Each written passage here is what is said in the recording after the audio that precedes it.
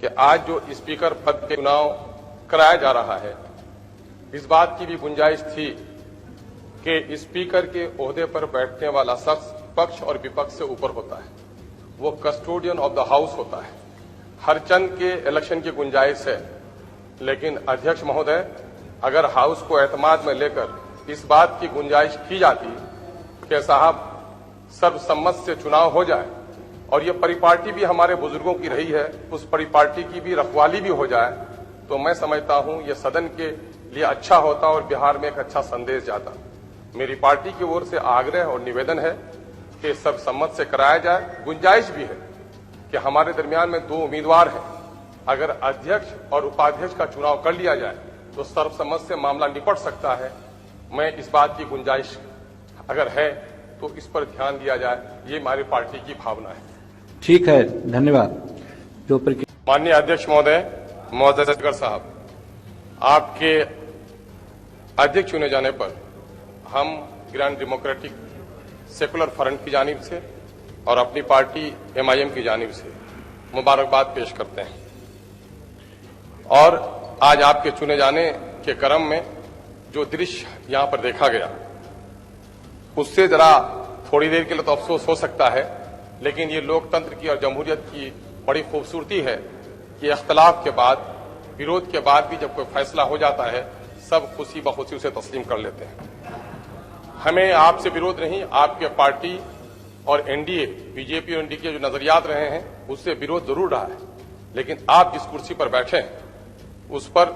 हम आपको मुबारकबाद देते हैं। आपके विरोध में हम खड़े जरूर थे और गठबंधन का हिस्सा न होने के बावजूद भी हम गठबंधन की हमायत में खड़े थे,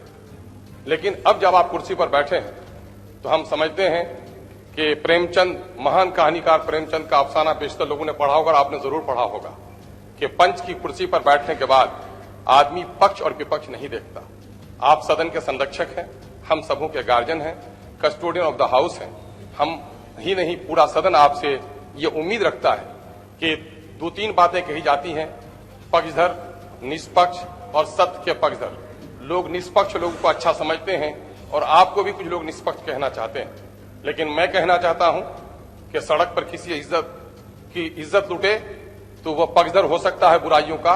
खड़ा वाला निष्पक्ष हो सकता है, लेकिन उसका फरीजा है कि वह सत्य का पक्षधर होकर उसकी इज्जत बचाए। मैं आपको निष्पक्ष नहीं बल्कि सत्य का पक्षधर देखना चाहता हूं कि जिस कुर्सी पर आप बैठे हैं, बिहार की जनता आपसे आशा करती है कि सरकार अगर भटक जाए तो उसको लगाम लगाना आपको काम होगा। बिहार की बड़ी समस्याएं हैं, वक्त आएगा तो बात करूंगा। फिलहाल मैं आपको मुबारकबाद देते हुए, मैं जिस सीमांचल से आता हूं वो सीमांचल बाढ़, बेरोजगारी, अनपढ़ और बेरोजगारी की समस्याओं से ग्रस्त है। हमारी आप पुरजोर वकालत करेंगे और बिहार में इस वक्त धार्मिक तनाव का जो बिगाड़, अपने अध्यक्ष मत बनिए, अध्यक्ष जी हैं, अरे बड़े अच्छे अध्यक्ष बनाए हैं आपने, उसका आदर कीजिए।